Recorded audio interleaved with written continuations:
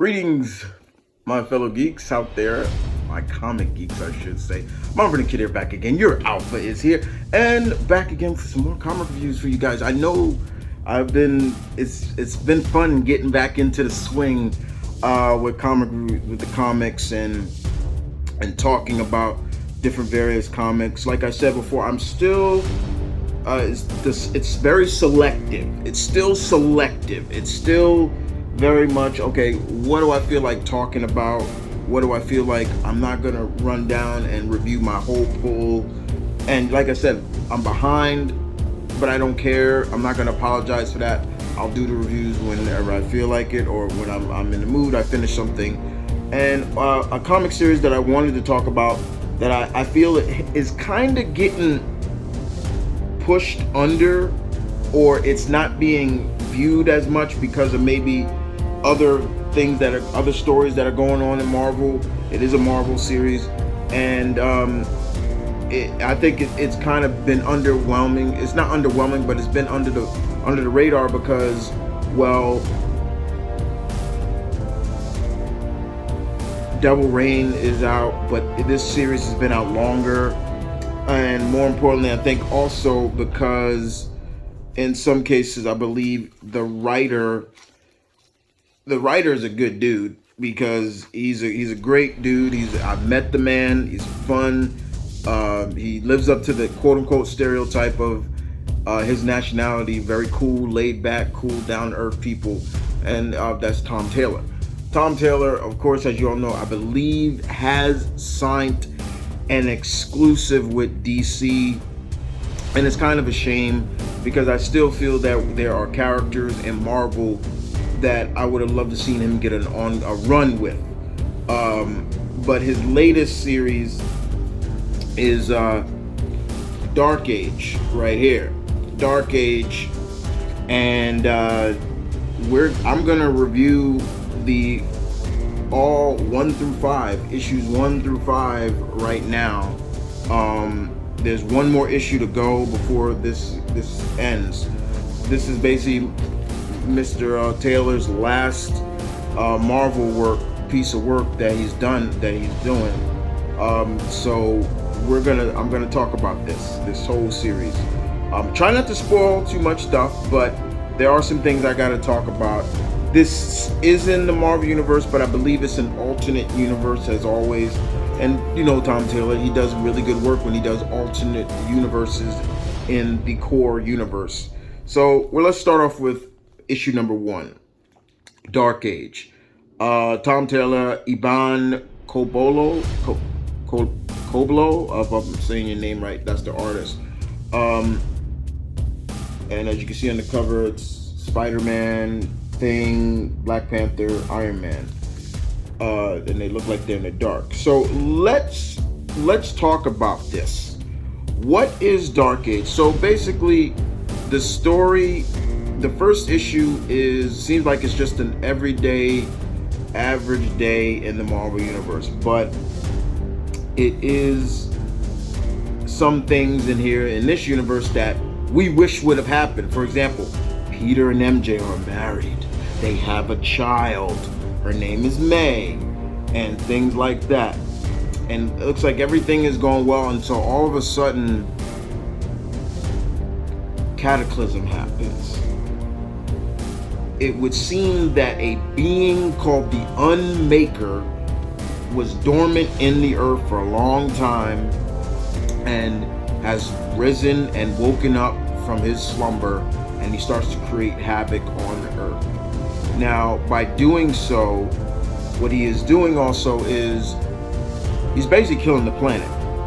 And it becomes that it is up to the Marvel heroes of Earth to solve this, try to stop this. And what is really interesting, what I also love about this is that this is being narrated, the whole story is being narrated by Peter Parker. It's being narrated by him. So he's telling the story of how this world came to be. And we see a lot of things go on in here. You know, what happens also is that the Unmaker is sending out these EMPs and things like that pretty much are causing cataclysm all over the world, all over the world. And so the big brains of the Marvel Universe, your Reed Richards, your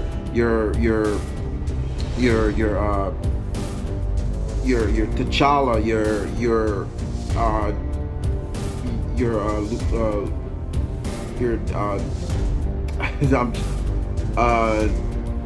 your Moon Girl, and people like that.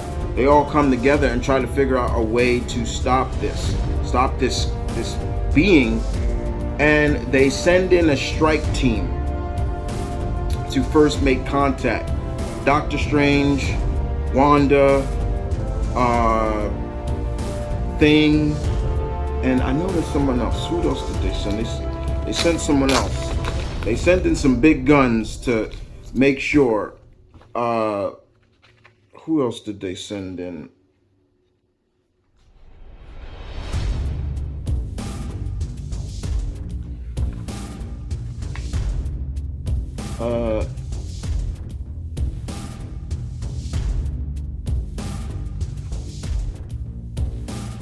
They send in Sue and Vision.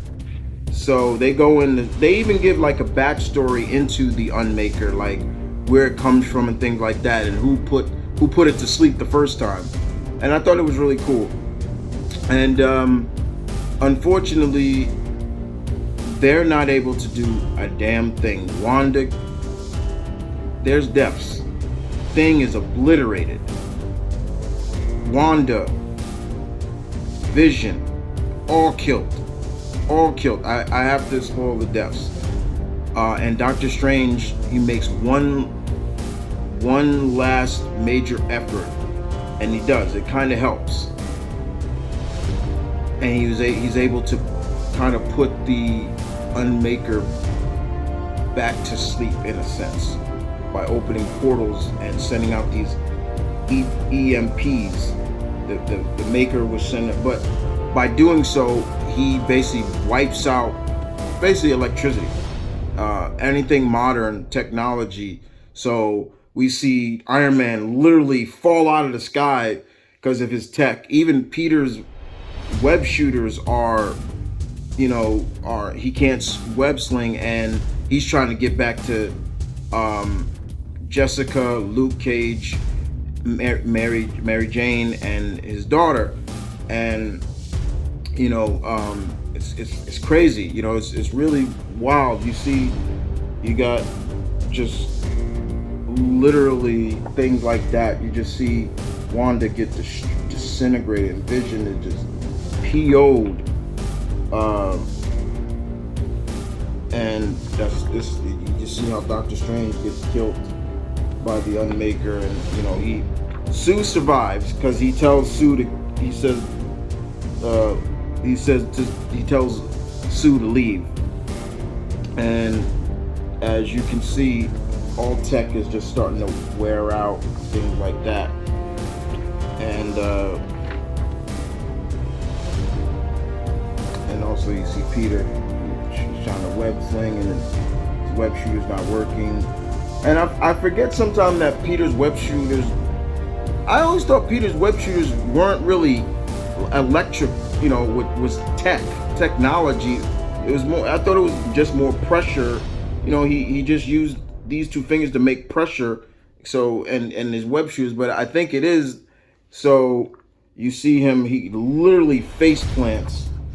You probably can't see it, but he literally face plants, and he's screaming for Mary Jane, and you got him looking. He asks Luke to help look for his daughter, look for them, help Luke move this, and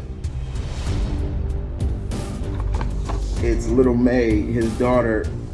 Yes, she has powers. Her super strength kicks in, and she's like, "Dad," and he's okay. And that was 7 years ago. So now you see an older Peter Parker, with more like steam-powered web shooters, and it pretty much ends there. So this issue was the introduction of this world, and it was good. But this was sad to see the deaths, and you're like, oh, you know, you really felt for it. And that brings us to issue number 2. In issue number 2, Taylor gives us more in depth into what has gone on in the 7 years prior to now, and after everything kind of went dark, and technology has kind of faded away. People were scared. People were scared and angry, and wars broke out all over. Wars, many wars didn't matter, and we see a lot of Avengers and people, or the heroes, helping. There's one scene where we see Black Widow, both Hawkeyes helping a foreign country or so with some opposition that's led by Taskmaster. And at the end of the battle, Clint dies. He's dead. He's got an arrow shot right in the head. I'm like, every death is like, it's hitting you. And I know, you say, oh, because they're just fictional characters. You don't get too invested into it, but it is, because the storytelling of it, and you've been reading these characters for so long, it gets to you. It's like, oh, you don't want to see that. But I love how Peter is explaining that throughout all these wars, there was just, we had to be better, and also just breaking that stereotype mode of, he breaks the mode of, like, every time we see like these post-apocalyptic world, it's desolate, it's gritty, there's either violence everywhere, or there's no kind of utopia, or even if it is, cities are destroyed. And here, basically, I love how it's played out. Basically, Peter even says, like, we just had to tell them, stop, there's a better way. And you see people, all the heroes just telling everybody, like, stop. There was even one scene where we got Laura, who is Wolverine. She's got a sword in her chest, and she's just grabbing the soldier gently and is like, please stop. Like, Cap hugging another soldier. It's okay, son, stop. You got Professor Xavier basically with everybody, telling them to deliver this message. And it kind of helps, because afterwards, during that time, they were able to find some sort of balance by creating these super cities that had enough that the big brains used to build things and everything like that. And it's really interesting.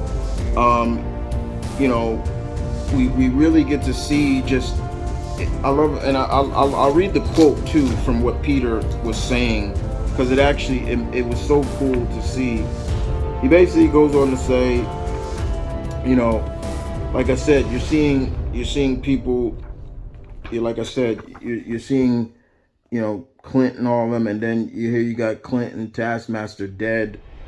But then, like I said, you have, and Peter basically, here's what Peter says. He basically says, after our world went dark, people were scared and grieving, and there were fear and hurt turned to anger. There was wars fought over borders, resources, ideology. It was chaos. Between the initial earthquakes, the loss of power, and the wars, billions of lives were lost. But then, cutting through all that fear, rage, and chaos came voices of calm. A message started to spread, and here you see Jean doing it first, basically saying, it doesn't have to be like this. And here's that scene what I was talking about with Laura. It doesn't have to be like this. T'Challa seeing, these child soldiers, and he's like, it doesn't have to be like this. Even you got I'm assuming this is either supposed to be the Hand with Shang-Chi, and he's basically saying the same thing. Imagine something beyond that. Even Deadpool is saying stuff. Kamala, stopping people from going crazy, as you can see right here. Kamala, You got Eden, you know, and like I said, you got Professor Xavier just basically saying we can change everything. And afterwards, like I said, the they were building smaller populations with electricity, industrial. They used more steam. It became more back to the old days. It was like almost like they went instead of they reverted back to like steam and things like that. And there are areas where, which was really cool, is here you got May, Peter's daughter, and learning how to web sling and things like that.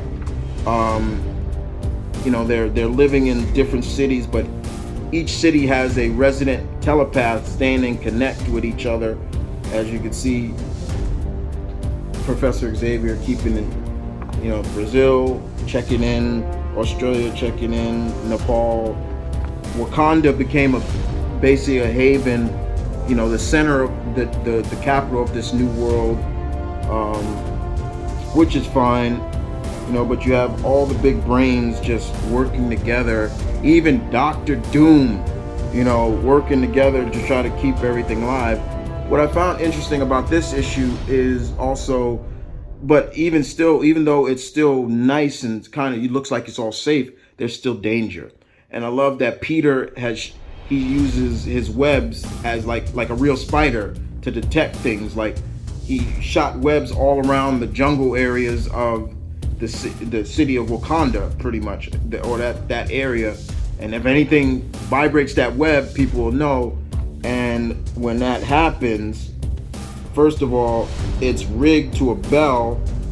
But as you can see here, you got Foggy Nielsen and Daredevil as the first, Daredevil, his super hearing and thing. Okay, they're coming from the left, and then they send out a squad to deal with it.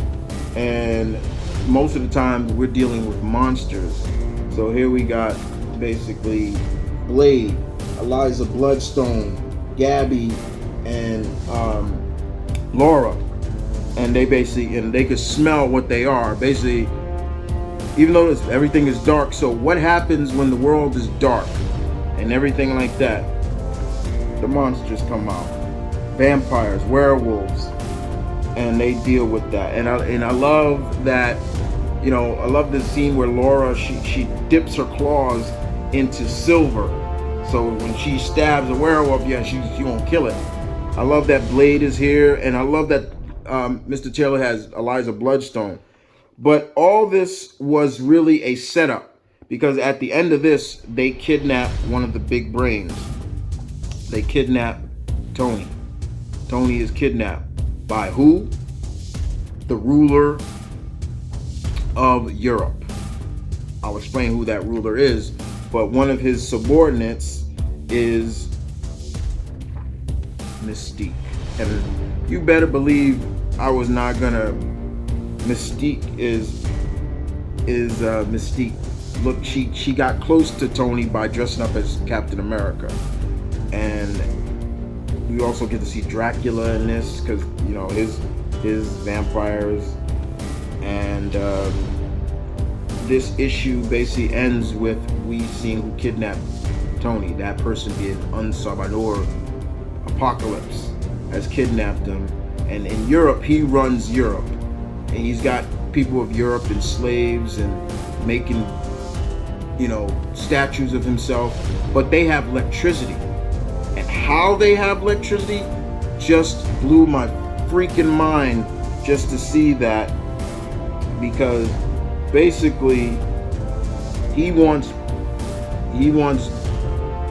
Tony to work for him and help him basically gain the power of the Unmaker. But as you can see here, you can see there's electricity here, and Tony sees Reed Richards, he sees Riri Williams, he sees Hank McCoy, and he's like, wait, y'all all working for Apocalypse? Like, we thought you were dead. And then you get a reason how they're working for him, but it's who is the power source. Look at that. That's Magneto. Magneto is the power source. And it's just like, the hell? And more importantly, who else is working with Apocalypse? Kilgrave, Purple Man. And that's how the second issue ends, which is really sick and just like, okay. So, but I do like the fact that Tom Taylor is the main villain is Apocalypse. I never look at Apocalypse as a hero and things like that. And then that brings us to issue number 3. Issue number 3 of this series, like I said, is all about Apocalypse wanting the power of the Unmaker, who is dormant in the Earth, and he wants the power. But he rules Earth. And here we get to see that the heroes, Pepper Potts, tells them like, I haven't seen Tony after Captain America. Cap was here, and they're like, wait, this was a setup. Sending out all these vampires was a setup to get us to go and unguard. And I love the scene where they're in the cave with Peter's, to Tony's workshop, and they're like, okay, it was Steve, and then you got Gabby, and even Laura saying, no, that's Captain America wasn't here. And I love how Gabby says Captain America smells like an old musky and noble. He smells like old musk and glory. I was cracking up when she said that. That was a good line. But Mystique, Laura picks up on who it is. She's like, Mystique. Even though Mystique can shapeshift, that nose don't lie, and she picks it up. So yeah, but it's also funny that Wolverine is not in this. Logan, it's Laura, his kin, that are in this. And basically, we get to see in this what is going on. They're either surprising they know that either Tony was kidnapped. They know Tony was kidnapped, and they feel like, okay, we need to go to Europe. That's the only thing we can do. And in this, what is really interesting is that first, T'Challa's like, okay, should we do this? If we do this, we're going to war with Apocalypse. And you got Victor here, basically, like, you got Victor, Dr. Doom, like, we need to kill him, like literally just saying this stuff and then making snark remarks every time somebody says something, and everybody's like, you don't have to be there. We're surprised you're even with us, like things like that. And Johnny Storm is like, what are you doing? Like, what are you really here for? Like, why are you here? So the best with what they do is simple. They send in a scout to go check out if everything is legit, what's going on. And they do. They send in Pietro, Quicksilver. Pietro goes in, take a look around, and he's supposed to report right back to T'Challa afterwards. However, when he gets there and he discovers the machine and he discovers who the power source is, Pietro mission is over, because his emotions get the best of him. And that was all they needed because in this, Pietro and Magneto are still related. Thank you, Tom Taylor, for that. He sees Magneto and he tries to, but unfortunately he's immobilized, and then of course under the control of Kilgrave. And they say, and Apocalypse says, okay, Doc Ock is like, should we put put him in a dungeon. And he's like, no, we're gonna send him back. Pietro comes back to Wakanda, and all hell breaks loose. All of a sudden,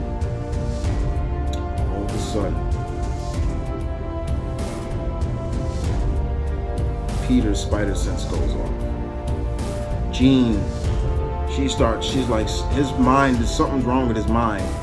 And right then and there, everything goes to hell. It happened, in Peter's dialogue, he says it happened so fast, so quickly, so fast that none of us could react. You see Peter trying, even using his own super speed to try to web Pietro. Pietro is able to snap, kill Okoye, crack her neck, kill her, and Jean just needs a few. Every time she's almost just a few seconds of getting close to his mind, he moves on to another victim. There are 2 victims in here that are dead, that died. Okoye and Johnny Storm. Pietro basically takes a vibranium spear, impales Johnny right in the back.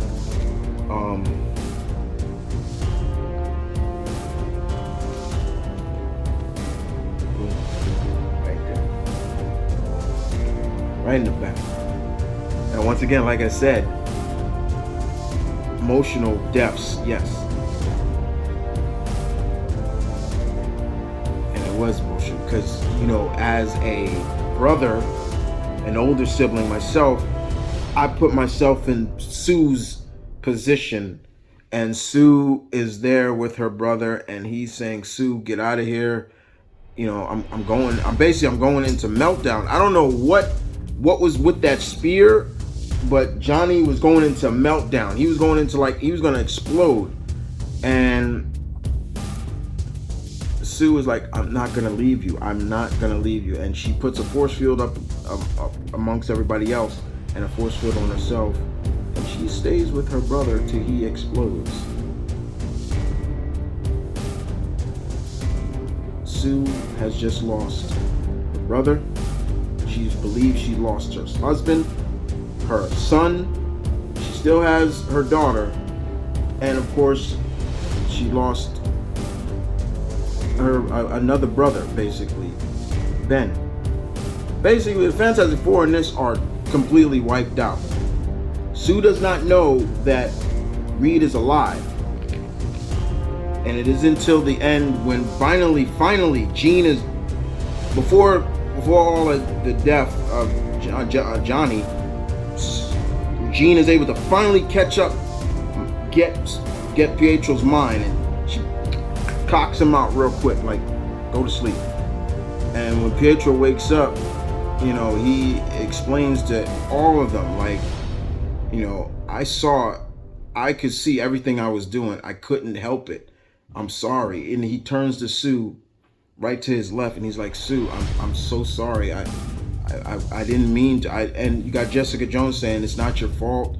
This is Kilgrave. This is what he does. Jessica's got history with Purple Man. And here, that's where Pietro tells them everything about the machine, the power source is Magneto, and of course the people that are working for him. And when Pietro tells her Reed is working with Apocalypse, she is like, wait, what? Both of my son and him are working? And that's where it's almost made up, just like that. We're going to Europe to deal with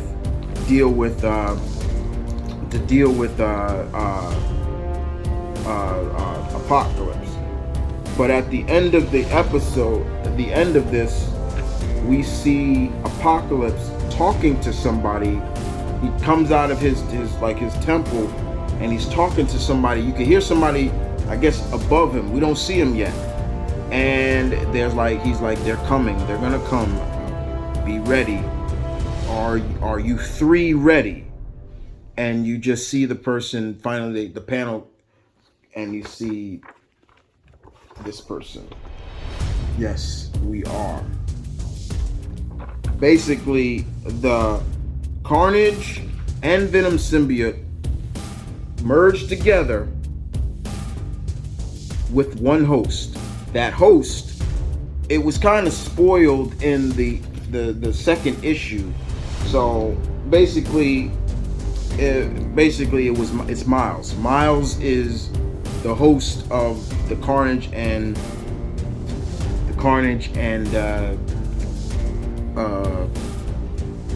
Venom symbiote. Not Cletus Cassidy, not Eddie Brock, not Flash Thompson. No, Miles. And that brings us to issue number 4, where the heroes are on their way. They're like, we're going to Europe. But this is the first issue where we get to see Storm. Storm is in this issue. She looks a lot different, but she is still married to T'Challa. He calls her queen, my husband, my king. And one of the coolest things also, it kind of just makes you like, why did y'all break this? Why did you break this marriage up? You didn't even break it up. You got it annulled, which was even stupider. But we see here,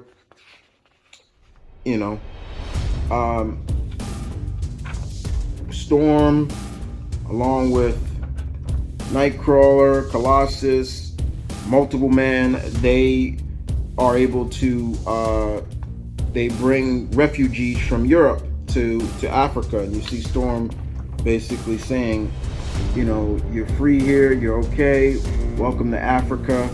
And then of course you see her and T'Challa kissing. And then one of the coolest things, and T'Challa, what I love about T'Challa here is he's like, we're gonna keep our doors open for we're gonna help any refugee coming. We're never gonna close our doors. They can come, blah blah blah, everything like that. And then the real cool thing is seeing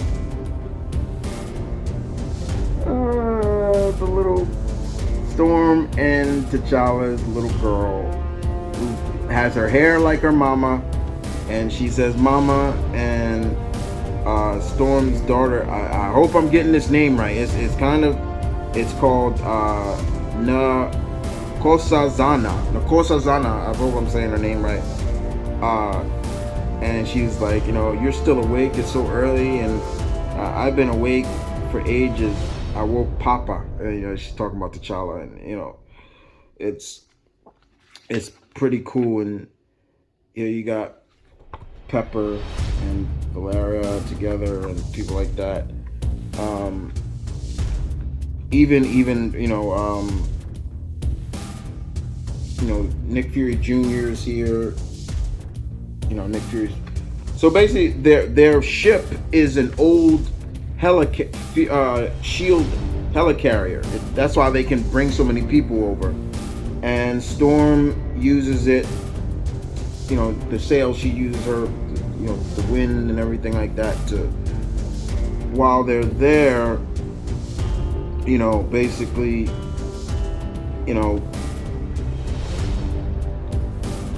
Nick Fury Jr. is talking to Peter, and he's like, look, he's like, you guys sure you want to do this? Like, we going to war with, now we're going to go with this. And, Nick Fury Jr. is telling Peter, like, look, I'm willing to fight to protect this world, more than ever, basically. And while they're sailing, we find out that Mary, Peter's child, and Danielle basically jumped on top of got on top and hid in the ship and went with them. And you could see, Jessica and Peter are not happy about that. Like, what are you guys doing here? This is dangerous. And then Mary is saying, Daddy, my head hurts. Basically, her spider sense is going off too. And his spider sense is going off. And Peter's like, there's something out there in the water, by the water. And Nick Fury Jr. gets harpooned. And what happens is he gets harpooned by, Ghost Raiders. Basically, they explain that this is not Johnny Blaze and Dan Kench and all of them. The Ghost Riders gone bad. No, these are when the world went dark and powerless. Adrift pirates who were already, they made a deal with the devil and to blaze brighter forever. Basically, they made a deal to become like Ghost Rider, and they're like, and here, we have them fighting. And what I love is Colossus is able to do the fastball special with Laura and Gabby, which it was cool. I like that. I was like, oh yeah, fastball special. Nightcrawler was badass in this. First of all, Nightcrawler looks badass because we've always kind of seen that Nightcrawler likes pirate ships and he really is like a pirate. But he's like, look, I'm going after Nick Fury. Like, I'm going to get him, and they're supposed to meet up with some kind of opposition called the Guardian Seaport, and we finally get to see who the Guardian Seaport is. And all of a sudden, you see it right here. Bing bang boom comes out of the water, and first Mary May, I keep saying Mary May, little May's like, Daddy, a monster, and he's like, no, baby, they're not. That's Bing bang boom is with us, and look who he is with. Look who is with him, Scott Lang. So, yeah, and Bing Bang Moon just blows the hell out of these people. But unfortunately, they do cross over into Portugal, but there's another death. Nick Fury Jr. There's a death. What was the cool part about this was just Fing Fang Foom. That surprised me. Seeing Fing Fang Foom, I'm like, oh my God, Fing Fang Foom. I thought, oh Jesus, that's all they need. But no. He's with them. He's helping them. He's helping them, Scott. And when Scott appeared on his back, I'm like, oh shoot, Scott. So yeah, because the cover makes it look like Fing Fang Foom is an opposition. Good advertising, guys. But it wasn't. I loved the fastball special with like old times with Peter and Laura's dad, and he threw both Laura and Gabby, so that was great. And then that leads us to issue number 5, the last issue so far of the series. There's one more episode. I hope you guys are still with me. This issue basically is they make it to Europe, and they meet Deadpool there. Deadpool's in Europe, and oh my God, Deadpool is just all over the place, and they're like, dude, what's going on? And everybody's having like a service for Nick Fury. They bury him right there by the water, on top of like a little mountain area, and they give him a grave. And Nick Fury died, by the Ghost Raiders. Basically, I found that I was a little disappointed. I wasn't disappointed, but I felt like anytime they do like these post-apocalyptic, it's the Ghost Rider or the whatever is kind of like the bad guy, and I'm like, but I can understand it where they were coming from. In this issue, mostly it is mostly about them getting to Europe and trying to get to Apocalypse City, to this, where he is, and the opposition is Miles Morales with the Carnage and Venom symbiote. He's got both symbiotes. They're combined together. So, and he's mowing down a lot of them at first. What I love about this issue is that he at first looks like Miles is giving everybody a hard time, which he is, because because Gabby and and Laura can kind of sense him. They know something he's hiding. But as you all know, remember, Peter's spider sense can't pick up Carnage or Venom, so he can't tell what's going on. Until finally he realizes it. And what I love about this was that after that, once they realized who they were dealing with, I'm sorry to any Miles fan out there, Miles gets fucked up. He gets fucked up. Peter knocks him down. Colossus and Luke Cage knocks him down. Then of course, I gotta show it. Pepper Potts, who's in a steam-powered Iron Man suit, basically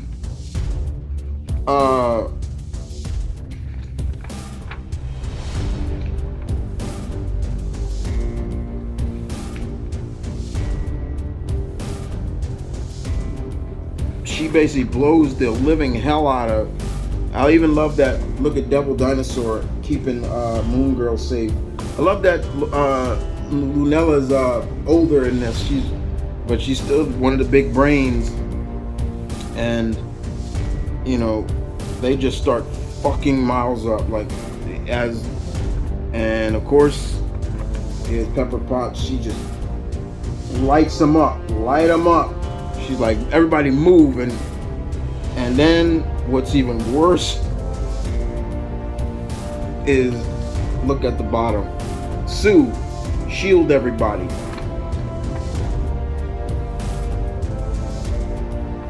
And Storm just disintegrates the symbiotes. And of course, what's left is Miles. He's still alive, and he tells Peter, you know, what's going on. And he tells Peter that you got to stop Apocalypse. You guys don't know what he's trying to do. It's more than just that. But like I said, you see, you know, him with all the big brains. You know, you see him with all the big brains. Clint, I think that's Hank right there. Even Doctor Strange's body is still where he died, and Apocalypse is telling her, don't touch his body, because even though he may be dead, his magic still is in effect, and it's crazy. But yeah, to see, you know, I kind of like that. Like, once they realized who they were dealing with Miles, with the symbiotes, it was like a cakewalk for everybody. Like, okay, we know what to do. You know, it wasn't like, oh, he's that powerful. Yeah, but it was more like you're dealing with you got like several powerhouses with you. You got Storm, you got Peter, who's dealt with the symbiotes, all these people. And even Peter says it, even though, you know, he caught us off guard at one point, because yeah, he caught Laura off guard he put a hole in her chest, but you know, Laura, she's got a healing factor, so she's still alive. And Gabby got caught too, and you know, but still, you know, you got Blade there, you got everybody. Is like, yeah, you're dealing with the opposition now, and to think, if anybody's thinking Miles is gonna lay these guys out, you're wrong. They lay him out. And my question is, in this is, how did that happen? How did Miles succumb to this? My belief is Purple Man, but it ends with Miles telling Peter, like, you gotta stop Apocalypse. And I hope the 6-issue sees Miles back in some form of his costume. I like the fact that, you know, he's got braids now. It's kind of cool and things like that. But this was a quick issue. But yeah, I'm loving this. I wonder how it's going to end. But yeah, guys, I have ran my mouth off, oh my God, for 40-something minutes. I might edit some of this stuff out, but I might. But 5 issues of Dark Ages. This has been a really good series by Tom Taylor. I'm looking forward to the last issue. And I know for everybody who's just waiting for the trade to come out, cool. But still, I hope my review of this still has got you pumped to read it, because I think this is getting shot under the radar because of like Dark Reign or stuff like that, you know. But this has just been a really good series. Another, basically an Elseworld story, but Tom Taylor knocks it out of the park with each of these issues. And I love the fact that it's Peter telling this story. He's narrating this story. He's narrating this story. He's the one telling the story. He's the one telling everybody, telling the story of what happened. How are we going to save? Are we going to stop apocalypse? Things like that. But this is really good. Well, guys, I hope you guys enjoyed that long review of all 5 issues of Dark Ages. I think it's a good story. I think it's great. The artwork is beautiful. The writing is solid. Tom Taylor knocks it out of the park as always. He knows how to write these characters, you know, especially Spider-Man. He seems that he's doing a great job with, you know, Laura. And you can see that he's putting the spotlight on characters that he's written. You know, like I said, Laura, for example, it's not Logan, and it makes me wonder, where is Logan? Did Logan die in this world, or is he being held captive and mind controlled by Kilgrave? Makes me wonder, could Kilgrave control Wolverine? It makes me wonder about that. I can't wait to issue number 6. I wonder when. I don't know when it's coming out, but I'm ready to see how this ends. If you are reading Dark Age, guys, tell me in the comment section below. What are you thinking? How are you liking this? I like it. I just feel it doesn't get talked about because of Dark Reign. There's a couple of series that are just blowing this, kind of pushing this aside. But yeah, I'm enjoying it very much. It's a great story. And I'm looking forward to seeing how it ends. Will they stop Apocalypse? And shouts out for them using Apocalypse as the villain. Him, Dracula, people like that. It makes sense. It's like, okay, you know, Apocalypse is a villain. Straight up, there's no change in this guy. Just saying. But with that being said, my pack, this is TheMtVernonKid saying peace, one love, stay tuned. Keep it real as always, guys. I will see you guys next time for some more reviews. Don't forget, guys, yes, I will, there is indie books reviews coming. There are more DC books coming. It's not just going to be Marvel, I promise you. But I'm very selective now on what I will preview on the channel as reviews. But the indie book stuff, that's all going to be up there. I'm going to spotlight everything on indie. But when it comes to Marvel and DC, I'm very selective on what I'm going to talk about on here. But I'll get more into it. And books that I am reading, but I may not be reviewing here. You guys can ask me if I'm reading it. I'll tell you what it is. I'm still thinking about I might do written reviews. But outside of that, thank you for watching. Thank you for listening. I will see you guys next time. Don't forget, guys, merchandise in the merch store down below as well. Patreon is open for anybody. Check it out. Go see it. You might like something. You might join. You might like something. 5 tiers. Working on a 6. Hasn't finished yet. But outside of that, guys, thank you for watching.